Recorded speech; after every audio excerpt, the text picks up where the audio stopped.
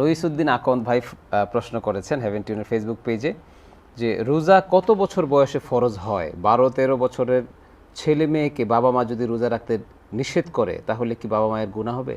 হ্যাঁ, চমৎকার প্রশ্ন। রোজা ফরজ হবে মা উলজিমা ফিহি কুলফা। আমাদের এই বৈশ্বিক এই সময়ে, আকাশ প্রযুক্তির এই যুগে আমরা তো মনে করি যে খুব অল্প বয়সেই বাচ্চাদের উপরে রোজাটা ফরজ হয়ে যায়। কারণ আসলে এখন মোবাইলের যে যুগটা, এটা সমীক্ষায় উঠে এসেছে যে খুব তাড়াতাড়ি বাচ্চারা এখন বালেগ হয়ে যায়। যখনই বালেগ হবে তার স্বপ্নদোষ হবে। তো এটা তো অনেক সময় বাবা মা খেয়াল করাটা এটা সম্ভব না, কারণ সব সন্তানরা বাবা মার কাছে এই বিষয়গুলো শেয়ার করে না। অনেক বাবা মা আছে এগুলো জিজ্ঞাসা করে এবং সচেতন করে, ছোটবেলা থেকে এগুলো বলে। তো যদি নাও বলে থাকে, তার কিছু কণ্ঠস্বর, তার উচ্চারণ, তার কথাবার্তা এবং সে যদি স্বপ্নদোষ হয়, মূলত বালেগ যখন হবে তখনই শরীয়তটা তার উপরে অর্পিত হবে এবং এই অর্পিত হওয়ার পরে তার উপরে রোজা রাখতে হবে। রোজা রাখা তার উপরে ফরজ হবে।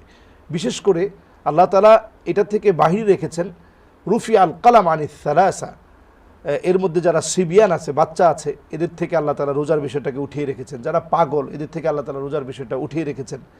ঋতুস্রাব মহিলা যাদের যে অসুস্থ হয়ে গেছে, এদের থেকে আল্লাহ তাআলা রোজার বিষয়টা উঠিয়ে রেখেছেন। সফর অবস্থায় যারা আছে, এরা যদি না চায় যে আমি এখন সফরে আছি, আমি পরে এটা কাজা করব, তো আপনারও কিন্তু সুযোগ আছে, আপনি পরে কিন্তু আদায় করে নিতে পারবেন। তো এইভাবে আমাদের যারা বালেগ হয়েছে বাচ্চারা রোজা রাখবে। হেভেন টিভি, জান্নাতি আহ্বানে প্রতিক্ষণ।